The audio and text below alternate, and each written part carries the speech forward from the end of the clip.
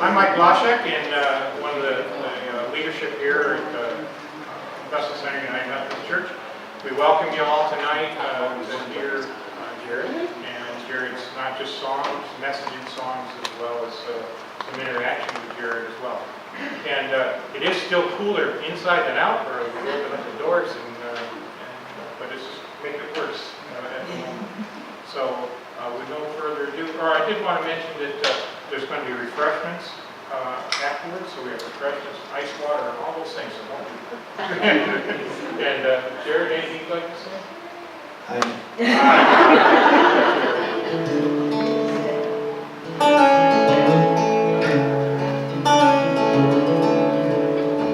Staying cool, staying cool. Is anybody not staying cool?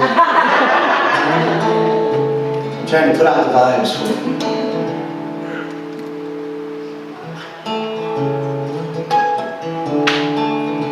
Yeah, yeah,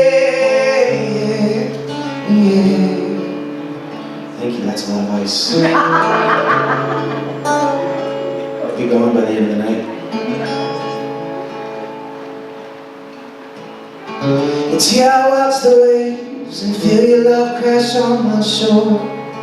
I see a million stars that shine tonight in one accord, creating symphonies of light. I see your evidence tonight.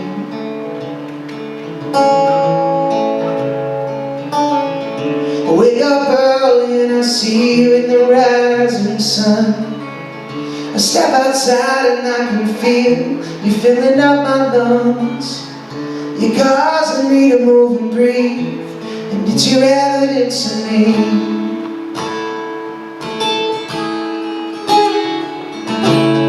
And I know true love is made of more than words, and you show your love by giving more than I deserve. You're here surrounding me in all that I observe. Your evidence is everywhere.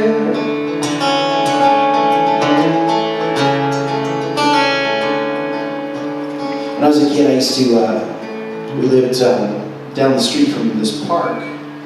We lived down the street from Vestal Hills Park, if you know what that is. And I used to go down there in the evenings because it always just had like really killer sunsets there, you know. I climbed way up on the hill, and my old neighbors will tell you I used to like grab my guitar and just go down there and just enjoy the sunset, you know. And I just every time I looked at that sunset, I just thought about the love of God, you know, for me, for all of us, you know, and just how it burns for us, you know. It's like a burning, and it's kind of where part of this song came from.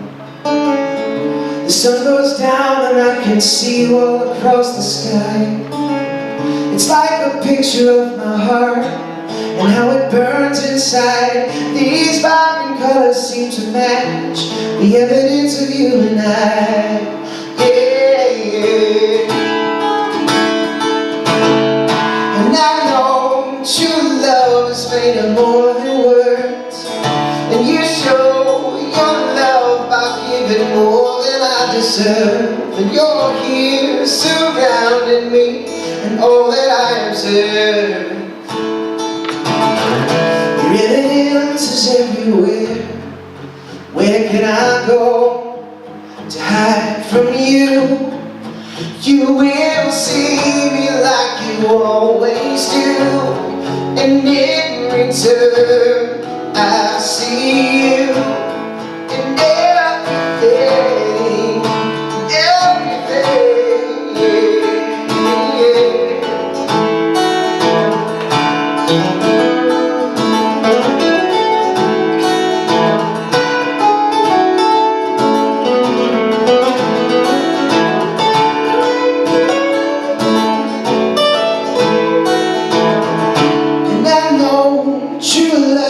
made more than words, and you show your love by giving more than I deserve. You're here surrounding me in all that I observe. Your evidence is everywhere.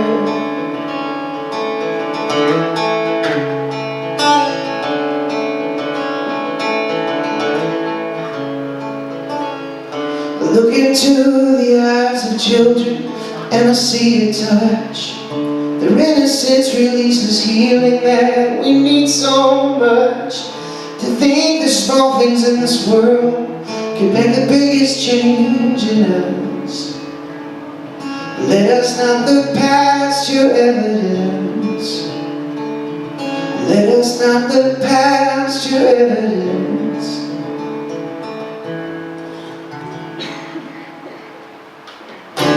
There you go. Thank you very much. Thank you very much.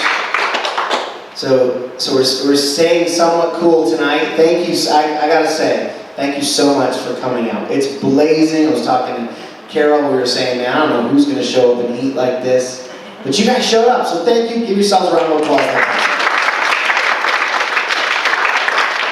If you didn't show up, I'd be standing up here on stage just playing for myself, and it's awesome to have all of you here tonight. So thank you.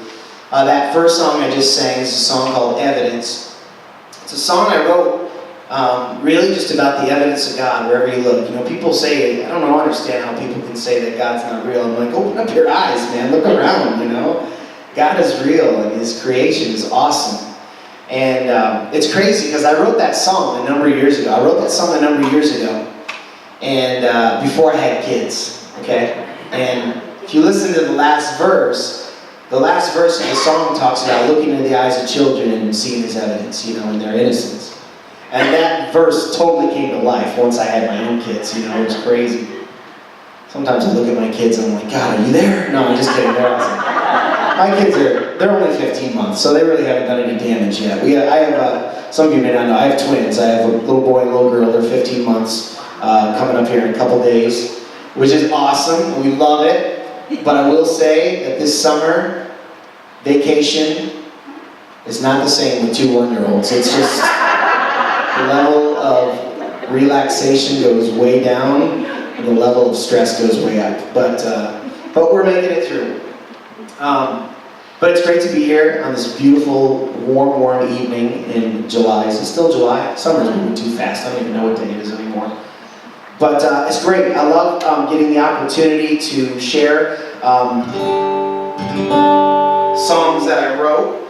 And the thing is, how many people have ever seen me play before? Anybody ever seen me play before?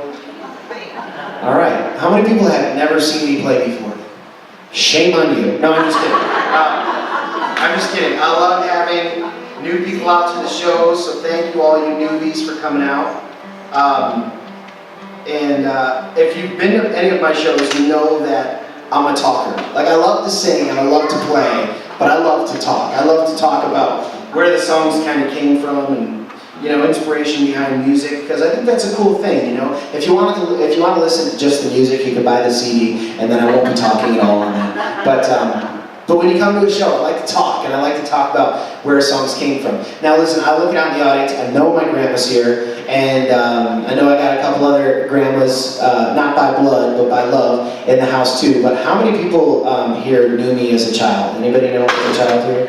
Okay, we've got some hands going up, okay. Well, if you knew me as a kid, you knew that I was a terror. Okay, I just was. I'm the middle kid. I've got 2 brothers, an older brother and a younger brother, and I was the middle kid. So I was kind of the terror, you know, just always getting into stuff and all that good stuff. But I loved being a kid. I loved my childhood. I mean, things that I used to love as a kid were making forts in the woods. Anybody ever make forts in the woods when you were little kids, right? Playing good guys and bad guys. I'll one-up you. How many people ever, like, in your house, like, went around your house and grabbed all your pillows and blankets and made forts in the house? Anybody ever do that? How many people still do that? Thank you for your honesty. But I loved being a kid. There's really something awesome about little kids. I mean, like I said in that last song, you know, you see the evidence of God when you look in their eyes, and just how awesome that is. But I think one of the things I love about kids the most is, like, kids are fearless. Like, little kids feel like they can do anything and there's no repercussions, you know what I'm saying? And to prove that, I want to share a true story. Now, some of you may have heard this story, so you're just going to have to laugh again, but for those of you who do not, this is a good story about how great kids are. I have a cousin named Frank, and he lives in Binghamton. And one very early morning, Frank's wife, Tracy, goes downstairs to start a pot of coffee. And when she went downstairs about 5 o'clock in the morning, when she goes downstairs, she realized that someone had broken into their house. In fact, the guy was still in the house. And she freaks out. The guy runs at her, pushes her to the ground, and he takes off running across the backyard. And Tracy's freaking out, and she yells up to her husband, "Frank, you gotta get down here!" So Frank comes running down the stairs, and he sees this guy. The guy goes to hop the fence, and the dog takes off after the guy, grabs the guy with a pant leg, and they're dangling there, okay? Can you picture it? It's like a movie, right? And so Frank starts running after the guy as fast as he can. And as he's running as fast as he can, all of a sudden, he blows his knee out. He tore his ACL, for anybody that knows the medical term. For those of you that don't know the medical term, it just means it hurt really bad, okay? So Frank is lying there in so much pain, and the bad guy gets away. The good part of the story is I think they caught the guy the next day. But as Frank is lying there in so much pain, it takes every ounce of strength he has within him to get back to his house. And when he hobbles back up to his back deck, he sees his 7-year-old son, Frank James, standing there in his underwear with a bow and arrow. And he says, "Tell me where to go, Dad. I'm all over it." Proof that kids feel like they can do anything. I think the arrow was made out of rubber too, so I wouldn't have gotten that far. I wrote this song about being a kid, how great it is to be a kid, and how sometimes as adults we need to go back to the way we were as kids sometime and start believing in ourselves again, that we can really accomplish more than we think we can right now. So this is a song called "When I Was a Kid." It goes like this.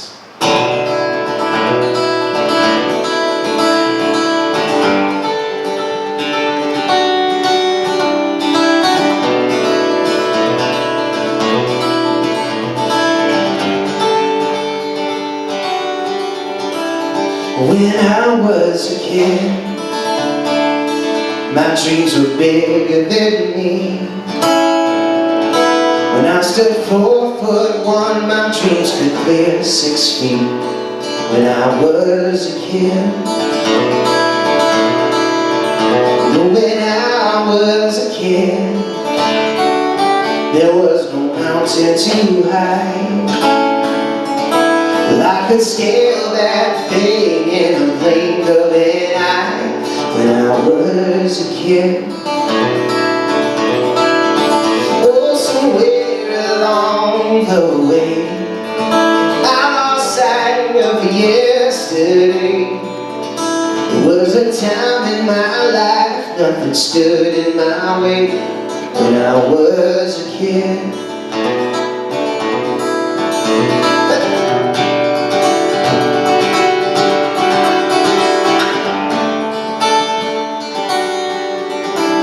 when I was a kid, there was no make-believe, because the strength that I had meant believing in me. When I was a kid, oh, when I was a kid, I knew I'd conquer the land with a sling at my side and a stone in my hand. When I was a kid, oh, somewhere along the way, I lost sight of yesterday. There was a time in my life nothing stood in my way. When I was a kid, take me there where the dreams run wild, life without a care, wrapped inside a child. Oh, somewhere along the way, I lost sight of yesterday. There was a time in my life nothing stood in my way. When I was a kid, oh, somewhere along the way, I lost sight of yesterday. Was a time in my life nothing stood in my way. A time in my life nothing stood in my way. A time in my life nothing stood in my way. When I was a kid, when I was a kid, was a kid. There you go.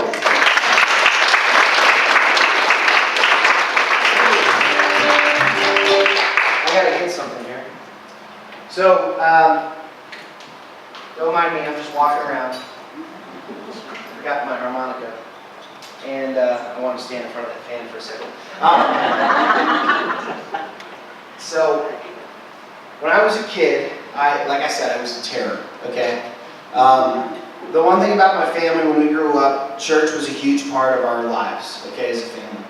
And every Sunday when we'd go to church, it was like mandatory. You know, no questions asked. And the thing was, like, when I was a kid, I hated church more than I hated school.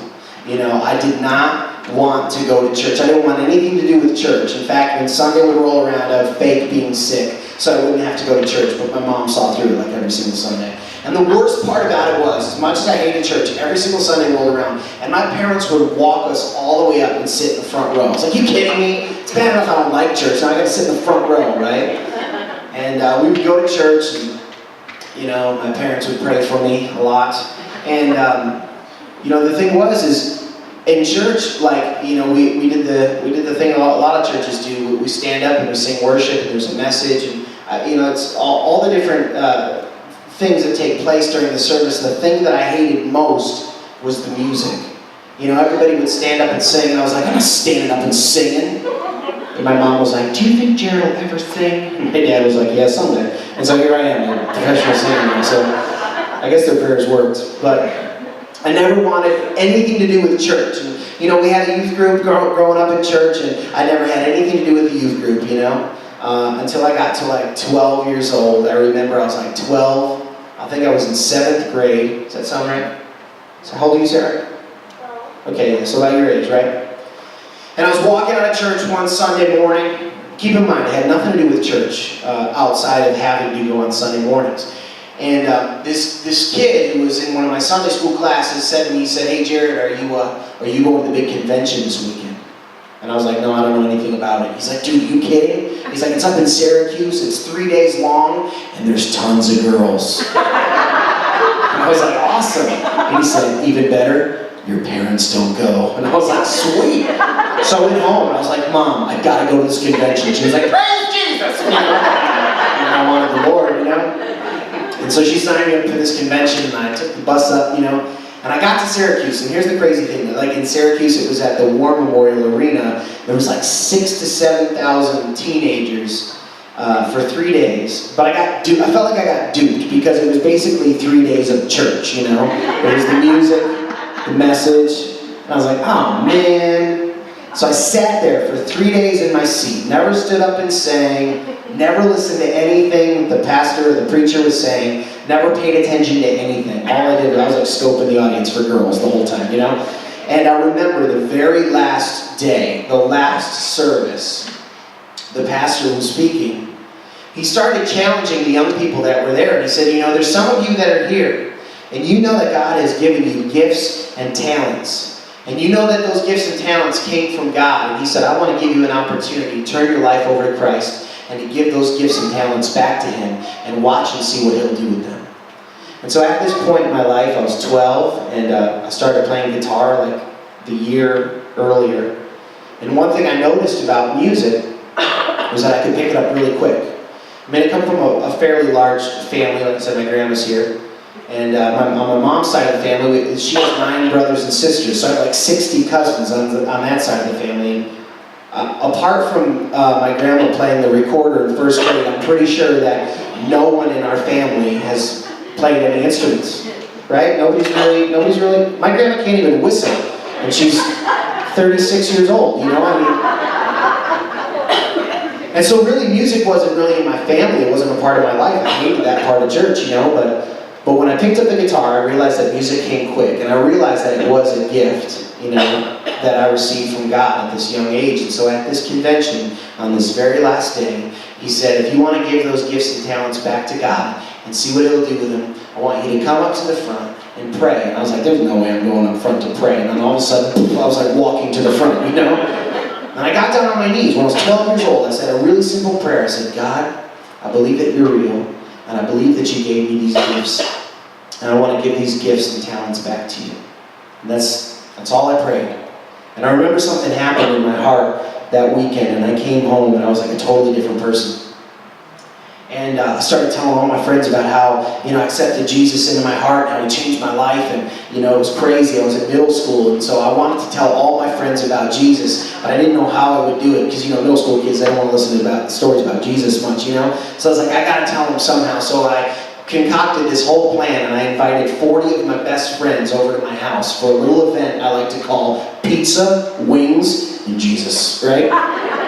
So my friends came over, we had food, we had fun, and I told them about what happened in my heart. And it was awesome. At the end of the night, I prayed with them. Every single one of those friends that came to my house received the Lord into their heart that night, which was amazing. I was young in the Lord. I didn't know how to disciple 40 young boys in middle school at the time, so I continue to pray for them, but I know they're out there.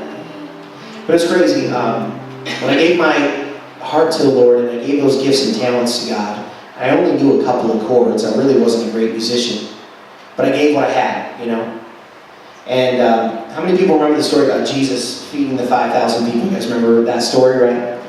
And there was a scene in the Bible where Jesus is talking to his disciples, and he says, okay, it's time for these people to eat, so go find me some food. And the disciples were probably like, what? Jesus, you're crazy. Send them home, And he said, no, go find me some food. And so they went out and they looked for food. And the only thing they could find was this little boy who came back with his lunch.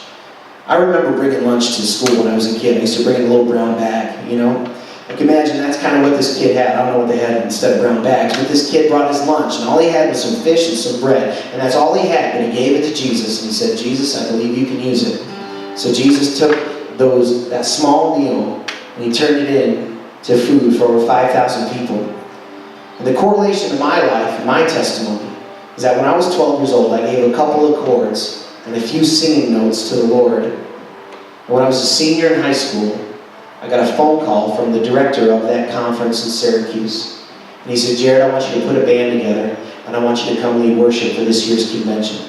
So as a senior in high school, I went up and I led worship for 7,000 teenagers. And it was crazy to see what God could do with just a few little things at such a young age. So I know we don't have a ton of young people tonight, but whoever you are, you don't have to be young, because I believe a lot of you still have got a lot of things to do on this earth. But when you give those things to God and you put them in his hands, you just wait and see what he can do. He can multiply those gifts and those talents and those abilities that are inside of you to reach thousands and thousands of people, and you don't even realize it. But I want to play a song here about that change that took place in my life.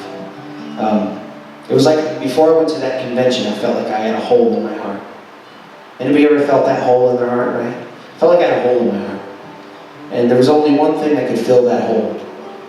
And I knew it was Christ. And I wrote this song about that. It's a song called Hole, and it goes like this.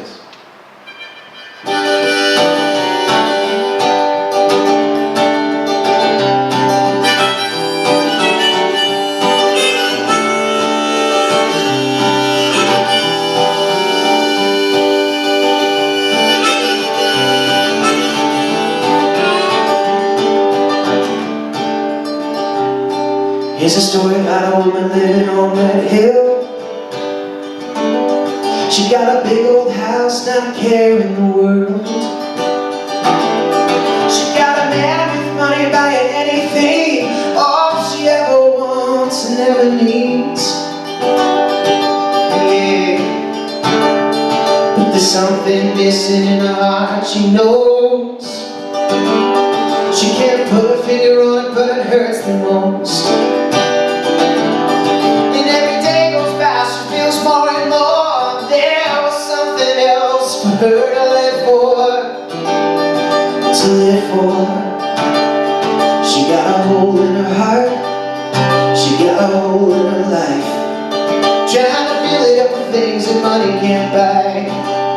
She gonna search the world, looking high and low, but there's only one thing meant to fill that hole.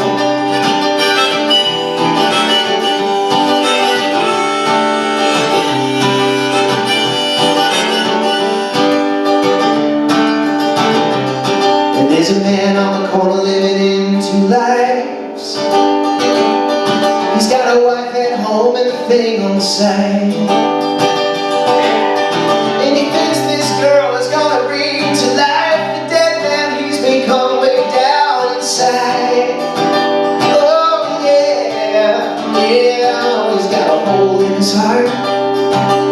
a hole in his life, trying to feel it in the arms of a lover outside. He's gonna search the world, looking high and low, but there's only one thing meant to fill that hole. Only one thing meant to fill that hole.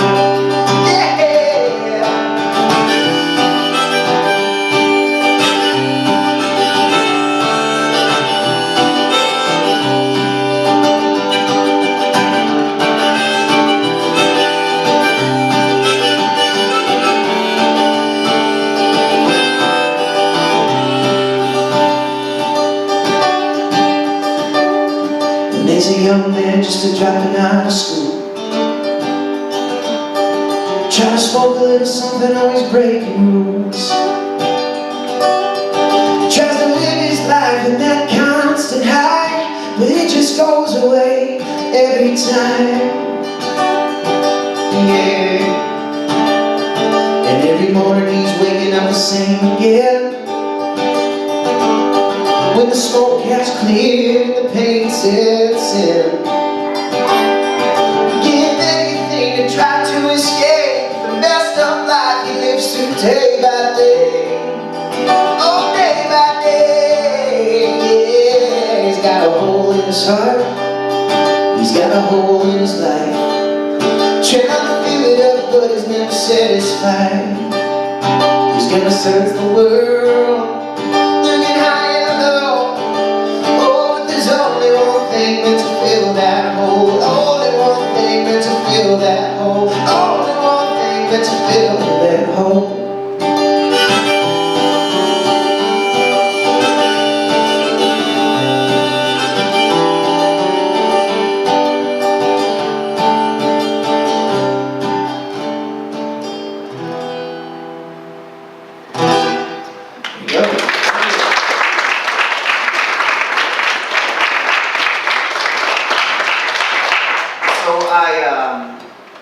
So I got to play this awesome convention, 7,000 teenagers or whatever. And then it was like I came home and musically I felt like I had to start from the bottom. Because when I graduated high school, a lot of people don't know my whole story, but when I graduated from high school, I wanted to go to college really, really bad. The only problem was I knew that I was going to become a musician. And if I went to college, I had no idea what I was going to study. So I told my parents, I said, Mom, Dad, let me take a year off and try to figure out my life. And so I took a year off and I really just went for music. And I went from playing for like 7,000 people to like having to start from the bottom with this music career. And it's funny because I got a friend here tonight. We used to run the Starbucks on the Vestal Parkway, which is where one of my first gigs was. And I remember rocking out in this Starbucks. It's one of my first gigs. And I was playing as hard as I could. And I was sweating and my eyes were closed. And when I opened up my eyes, there was no one there. Literally. And that was like where I started, you know. It was crazy, but all along I knew that I was going to be a musician. I knew that it was a dream. I knew that it was something in my heart that I was meant to do. And I wanted to, like, as crazy as it seems, it wasn't about being famous. It wasn't that I wanted to be famous. People ask me all the time, like, Jared, don't you want to be famous? You should go on American Idol. And if I had $1 for every time someone told me I should go on American Idol, I would definitely have a couple $100. But anyways, you know, it wasn't about being famous, but I knew I wanted to change the world, you know?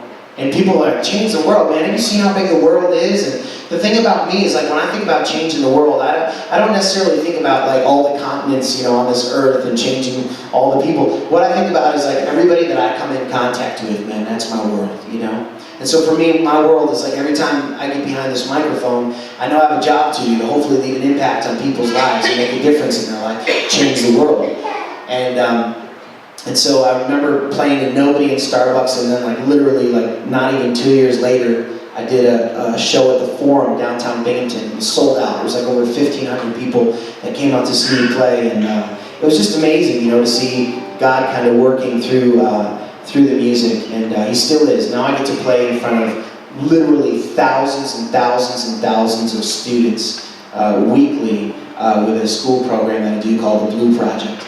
And really what the project is all about is about encouraging young people to give this life all they got. You know, when I go into schools, I'm not able to talk about my faith. I can't talk about my relationship with God. I can't talk about anything related to God.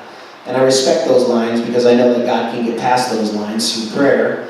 And but I do everything I can to encourage these kids, you know, these young people who have every opportunity in front of them to change the world that they're living in. And so I was thinking about people that have changed the world, and I wrote this song. This is a song, it's going to be on my new CD coming out this Thanksgiving. If you want to be a part of that, go to jaredcampbell.com, and you can actually pre-order the CD and help me kind of raise some of the funds to make it. This is a song called Change the World, and if you can guess, we'll do a little game. You have to listen closely. By raising of your hands at the end of the song, if you've already heard the song, don't cheat and answer. But if you've never heard the song, then you can guess at least one person that this song is about. It's about 3 different people, but if you can guess one of them, we'll give you a prize. Don't ask me what the prize is, but I'll think about it long and hard, okay? So, this is a song called Change the World, because it's...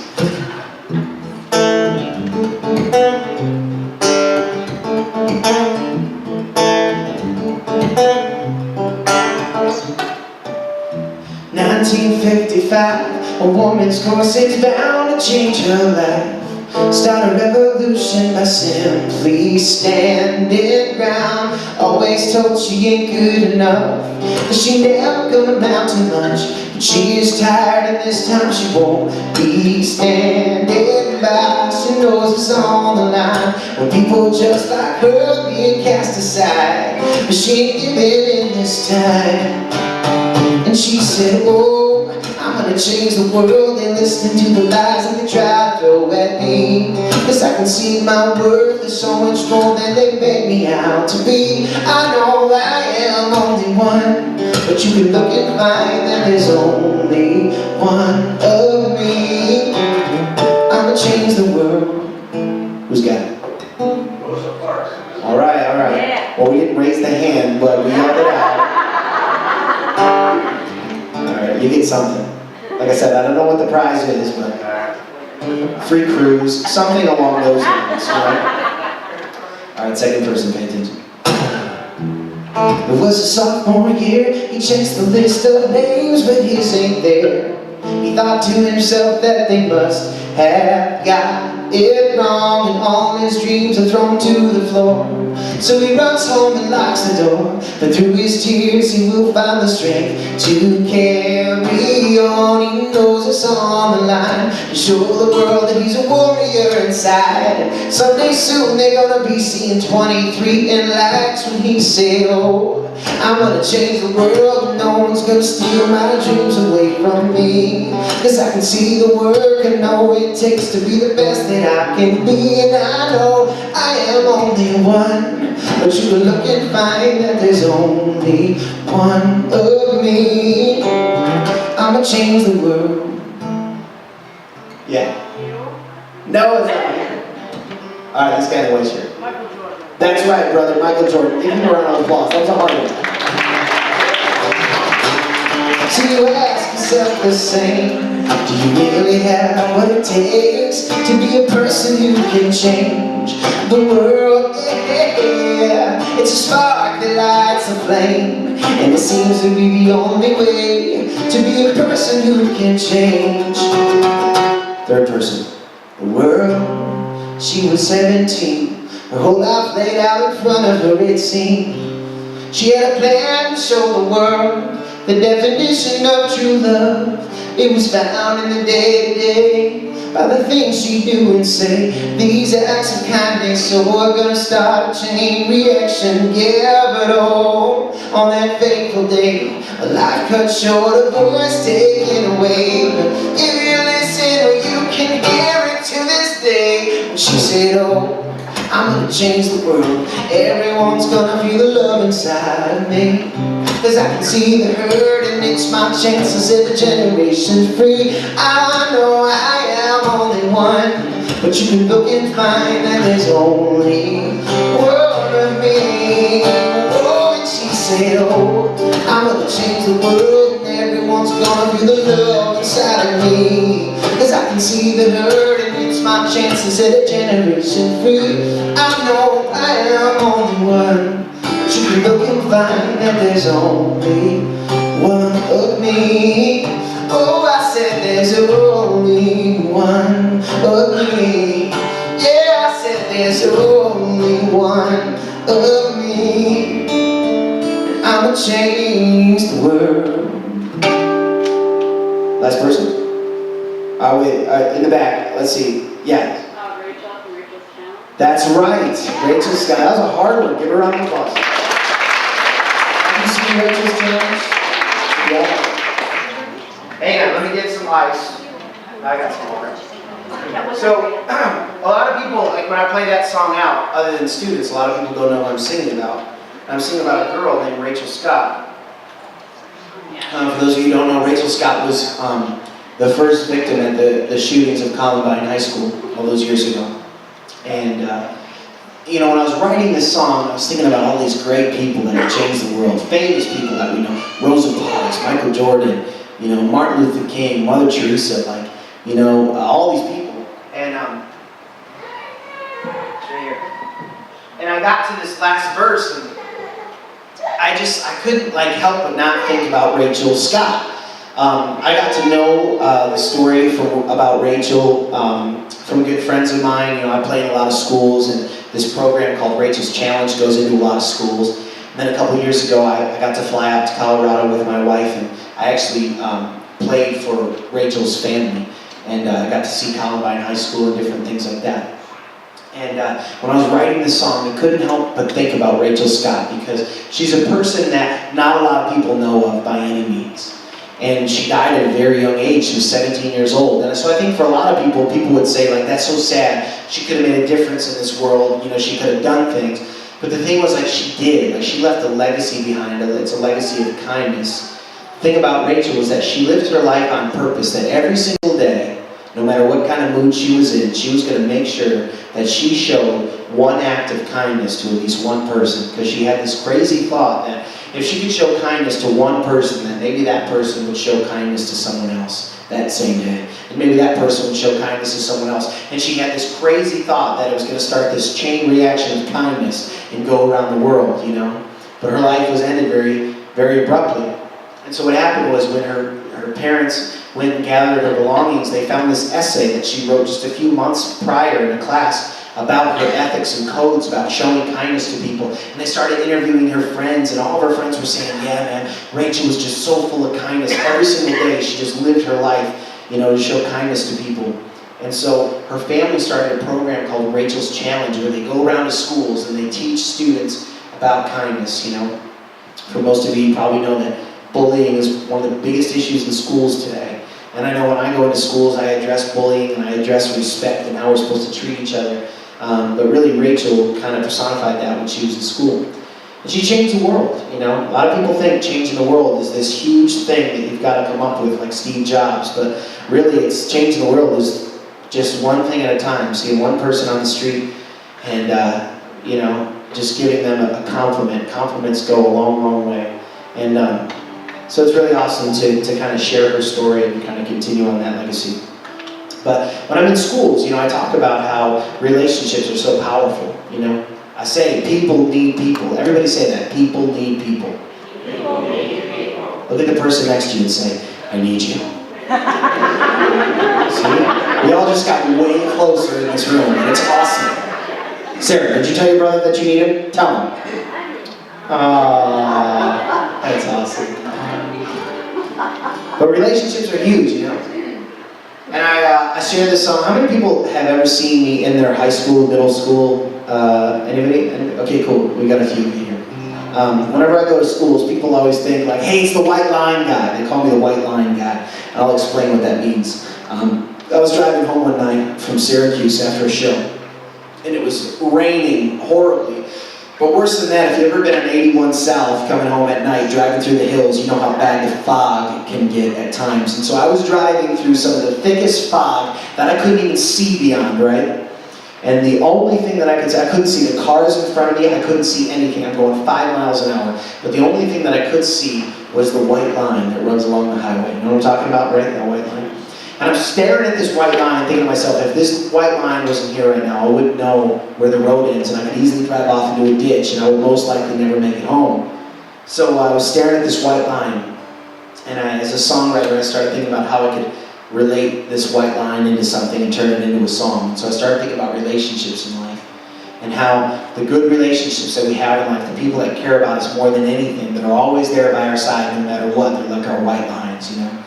And it's like we could be going through the worst time in life. It's like hitting that fog, right? But all we got to do is turn to our side, and those people are always going to be there for us, like our white lines. And so I encourage students to think about who their white lines are, and then to tell them. And then it gets really weird, because you got little middle school students going home to their mom, looking them in the eyes and saying, "Mom, you are my white line." And then walking away and not telling them what it means. You know? Mother's like, "What the heck does that mean?" You're grounded, right? And I had this one girl sitting to me, she said, "Jared, I went home, I told my mom she was my white line. And she thought it was something bad, so she grounded me." And I was like, "Oh man." But then I told her what it meant. She gave me a huge hug and bought me a video game. I was like, "Bonus!" And this other kid wrote to me and he said, "Jared, you came to my school and you were talking about these white lines, and when you were talking, I knew exactly who my white lines were. It was my dad and my older brother. But the only problem was I couldn't tell them the day that you were at my school, because the day that you were at my school, they were in Iraq in the army." But he said, "Jared, I got home last week, and as soon as I got home, I walked right up to him and I said, 'Dad, bro, you guys are my white lines.'" And this is what this kid told me. He said, "Jared, I grew up in a family where we don't tell each other how we feel. I've never heard my dad tell me that he loves me. Never once in my life have I ever heard my older brother tell me that he was proud of me. But he said, for the first time in my life, I felt like I got to tell these guys how much they mean to me. Just, you're my white line." It's a little phrase, but it leaves a big impact. Like I said, when I'm in schools, I can't talk about my faith. But more than anything, I wish I could tell these kids, like, you've got the ultimate white line just waiting for you. And that's God. And so, it's a recurring theme tonight, but man, if you've not given your heart to the Lord and allowed Him to change your life in the craziest way, man, do it tonight. Don't wait any longer. Do it tonight, because you know what? This life may not promise you a lot of things. You know, life's not fair. But the great thing is, when you accept the Lord into your heart and you make Him the Lord of your life, man, you got eternity with Him waiting for you in heaven. And I don't think there's anything better than that. So this song is about white lines in all forms. A song called Beyond the Grave. It goes like this. Between the clouds and the rain, it gets hard to find my way, but this light, it keeps me straight. And on the road down below, it is there to let me know that I'm okay, that I'm okay. 'Cause this could be my Savior, keeping me from danger.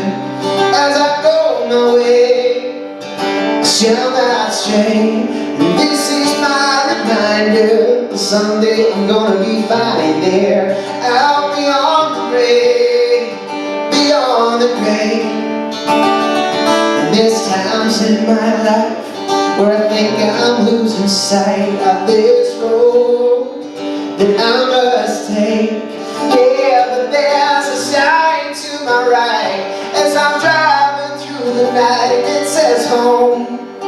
It's not far away, 'cause this could be my Savior, keeping me from danger. As I go my way, I shall not stray. And this is my reminder that someday I'm gonna be fine there, out beyond the grave, beyond the grave, oh, beyond the grave.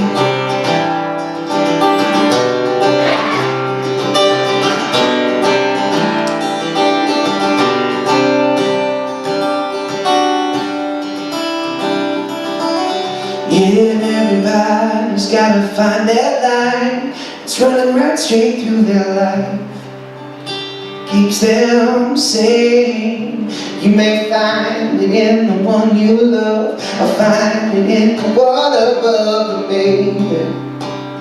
You gotta find it, yeah. You gotta find it. You gotta find it, yeah.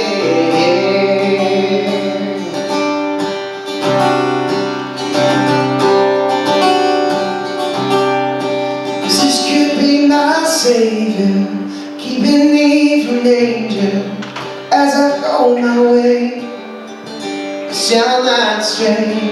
And this is my reminder that someday I'm gonna be fine there, out beyond the grave, beyond the grave, oh, beyond the grave.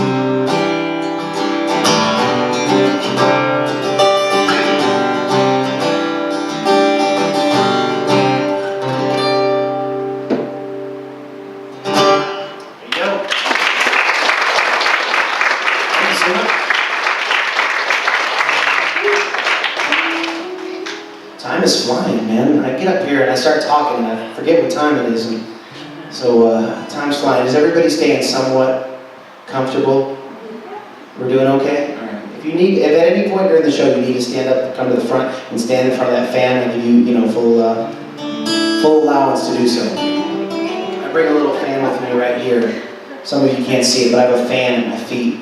And I don't care if it's 95 degrees in the church on a Friday night, or if it's like, 60 degrees in a school auditorium. I have to have this fan with me. Because if I show up and there's no fans, I'm going to be really bummed out. Okay, some of you. No, it's true. If I start sweating and I don't have something to cool me up, then some of you are just getting that now, and we'll pray for you later. But gotta have it. Well, I've got some great friends that pop their head in where, like Kelly. Hey, what's up, guys? Kelly Butch, Wyatt, Emily, what's happening? They had me out to their church last week. We had a great time, and I love getting the chance to meet people all over the place. And I gotta tell you, man, those people right back there, some of the coolest people I've met in a long time. When I was at their church, though, I played a little song that I learned in church as a kid, and everybody seemed to enjoy it and got into it. So, do you mind if I play this song for you two tonight? Okay? All right, I want to teach you a song. I learned this as a kid. And I'm going to sing it through once, and then I'll let you sing it through with me, okay? And it goes like this. If I had a teeny weeny box to put my Jesus in, I'd take him out and share him with my friends. And if I had a teeny weeny box to put the devil in, I'd take him out and put him back again. Alright, you got it, here we go now. If I had a teeny weeny to put my Jesus, in, I'd take him out now. I'd take him out and share him with my friends. And if I had a teeny weeny box to put the devil in, I'd take him out and okay, that was okay. Talking about the devil here. Come on now. I'd take him out and put him back again. Alright, give yourself a round of applause for that.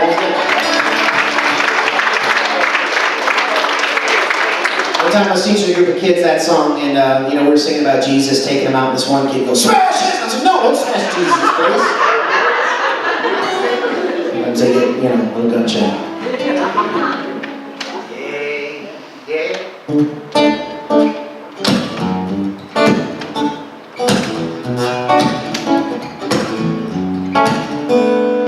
Oh yeah.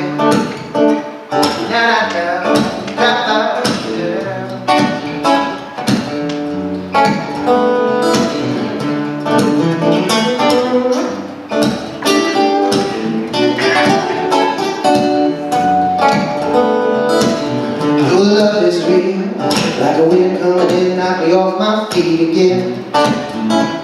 You come knocking me over with your love. This love I feel, like the force of a wave when the tide is rolling in. You come knocking me over with your love. When you feel me, when I encounter all of your wonder. Yeah, you come knocking me over with your love. And you move me in your power. I can't stand no longer. You come knocking me over, yeah.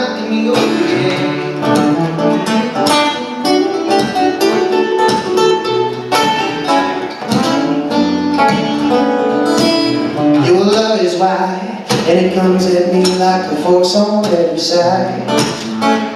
You come knocking me over with your love. This love is deep, and it's rising to the surface from beneath, yeah. Come knocking me over with your love, and you feel me when I encounter all of your wonder. Oh, you come knocking me over with your love, you move me in your power. Oh, I can't stand no longer. You come knocking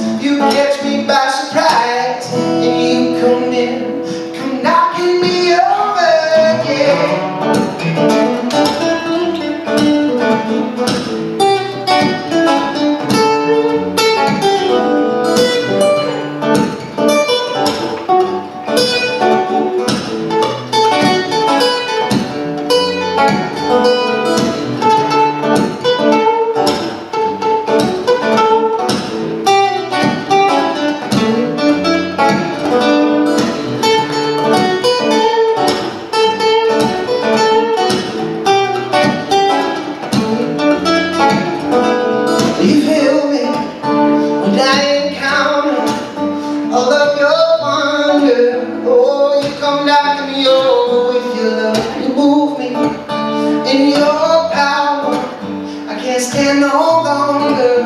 Oh, you come knock me over, yeah. Your love is so strong, your love is so deep, your love is so wide, yeah. Gonna sing of His love, gonna sing of His love, yeah. I could sing of your love forever. I could sing of your love forever, yeah. I could sing of your love forever. I could sing of your love forever, yeah. I could sing of your love forever. I could sing of your love forever, yeah. I could sing of your love forever. I could sing of your love forever. When I was like 15 years old, I was part of a youth group, a new youth group, and we were small. We started out real small, and we didn't have anybody do the music for us. And like I said, I got saved when I was 12, so I was a couple years older, and I was excited. I wanted to lead the worship for the youth group, so I brought my guitar, and we sang a bunch of songs this one night, and it was awesome. And it was just me and my guitar. And at the end of it, this kid came up to me and he said, "Hey man," he said, "Could I play bass with you sometime?" I said, "Yeah man, definitely." I said, "How long have you been playing?" He said, "Well, I haven't started yet, but I said, I can get one."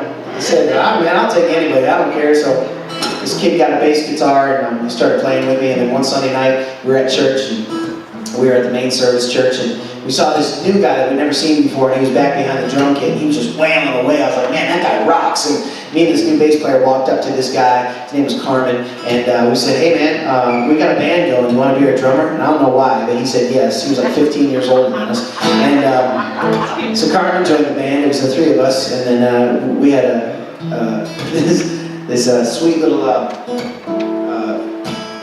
lady came up to us. We were leading worship one night, and this lady came up to us, nice Hispanic lady, and she was like all excited, and she was like, "You have got to hear my husband play the keyboard."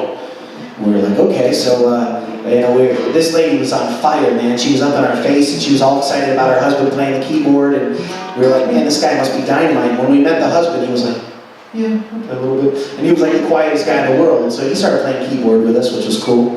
And then a couple years later, we picked up this other guy who was playing lead guitar, and we formed this band. We called ourselves Miracle. And we used to travel all around the southern tier. We used to do youth rallies and play in churches and play for all kinds of people, man. We saw thousands of people just worshiping God. We got to see hundreds of kids give their heart to the Lord. But this is one song that we used to sing all the time. And a song called "I Could Sing of Your Love Forever." I didn't write it, but I remember singing this as a kid and being like, "God, you know what? I swear to you, I will sing of your love forever. For as long as I live on this earth, and then for all of eternity." So it goes like this.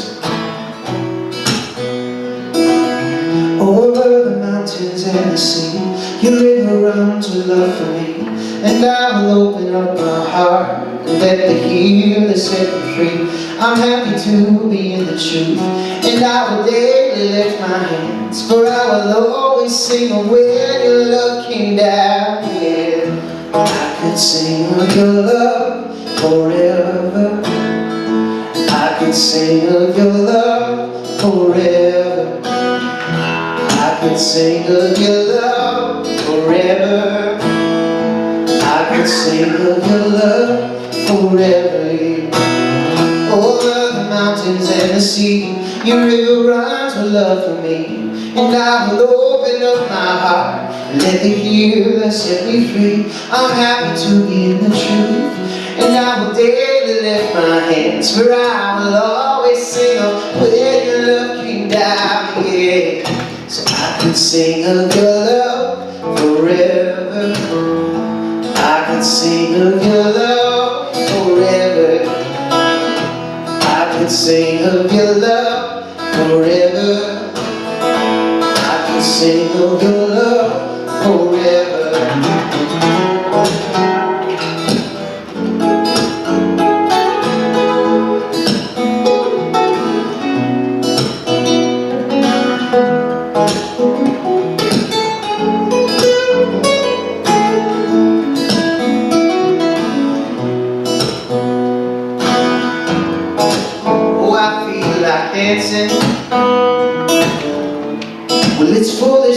I know.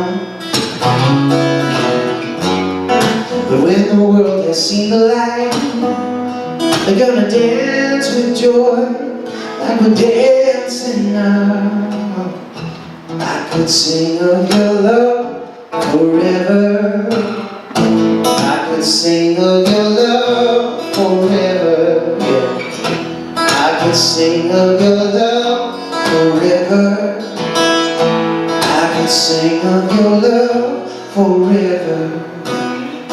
And I will sing of your love forever. I will sing of your love forever, yeah. I will sing of your love forever. I will sing of your love forever.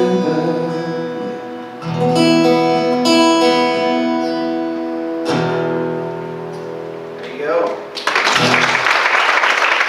Thanks so much.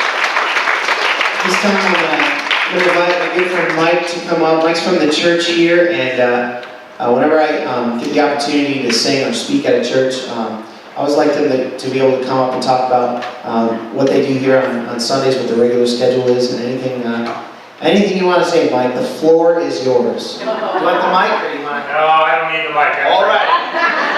You can hear me. I want to thank everyone for coming out tonight. We really appreciate. We had no idea when we organized community concert. We want to reach out to the people with a good Christian message and entertainment in the community. So that was the object behind this. We just want to welcome anybody that chooses to worship with us. We have service, you see outside, 10 o'clock every Sunday. We're very proud to sponsor Jared for here, and again, we'll be taking up an offering in a second for Chow. Again, for people who may not know Chow, it's the hunger or the food pantry here, run by the Council of Churches in Brooklyn County. But we are also very pleased that Jared committed himself to Christ when he was 12 years old. His message, I think, is beautiful, so please give him another hand.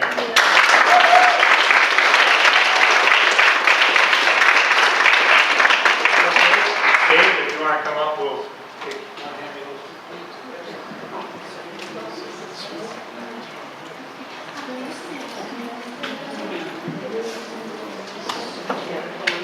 Well, great. As they pass the plates around, thank you once again for coming out. We appreciate it. And if you're a young person and you don't have a church to go to, come and check these guys out. We've been talking about their desire to see a youth group grow in this church. And it's like one of those things, everybody waits for the other person to do it. But I say, man, jump on in. Even if it's just you, just get crazy. And your friends will start coming. Just have pizza and wings. So right after this, we're going to have some refreshments in the room right next door. And I do have some CDs with me. You can purchase those. They're $10 each, or all three for $20. And actually, it's 4 CDs for $20. But the 4th CD just has one song on it, and that's a song off of my new CD coming out this fall. A little sneak preview for you. So I'll be back there. But this is the title song off of my CD called Amazing Grace. And the song is called Amazing Grace.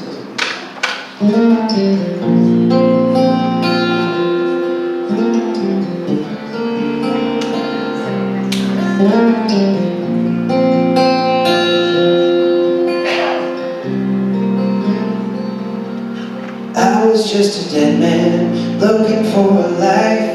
Figured I would find it on the other side. Wandering the earth, never knowing I was blind, just counting days. Never did I stop to think or realize that there was something more that I had come to find. On the day the veil was lifted from my eyes, my life would change.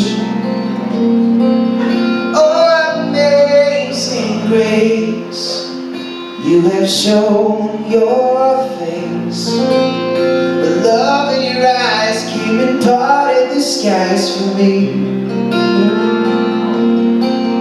Oh, amazing grace, never be the same.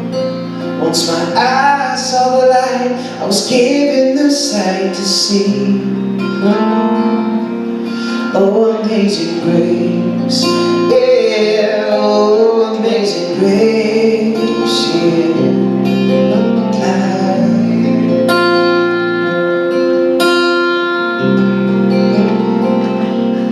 On my own I know I could not be worthy of the cleansing of my soul, this undeserving love. And there was only one whose death would be enough to cover me, yeah. But it was in your plan to take my place instead, to bear the punishment that I should have upon my head. And you endured it all to free me in the end.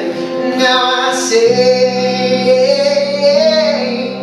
oh, amazing grace, I will sing your praise. For you've broken the chains, I'm no longer enslaved but free.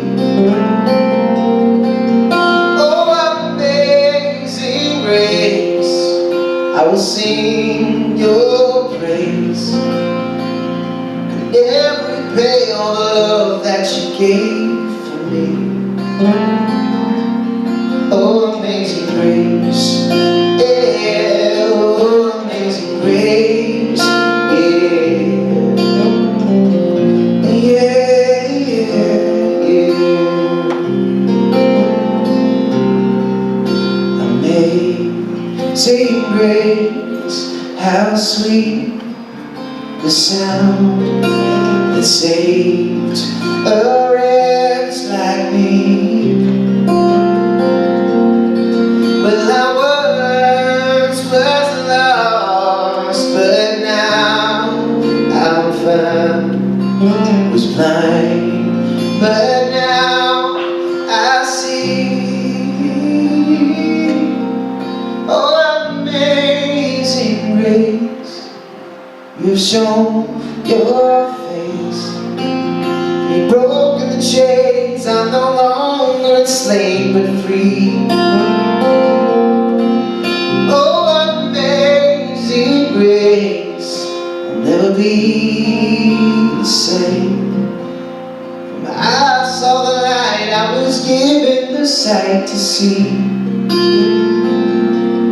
Oh, amazing grace, yeah, oh, amazing grace, yeah.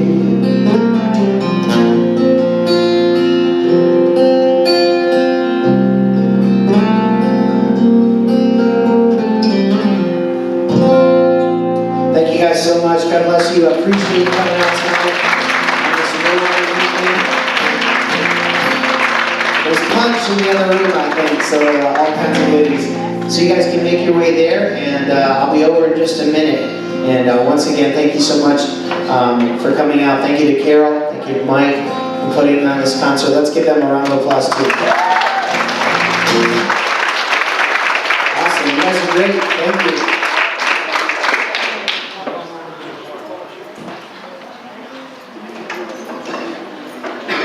Please join us. We have lots of cookies and cupcakes or whatever out here, goodies. Good stuff for you.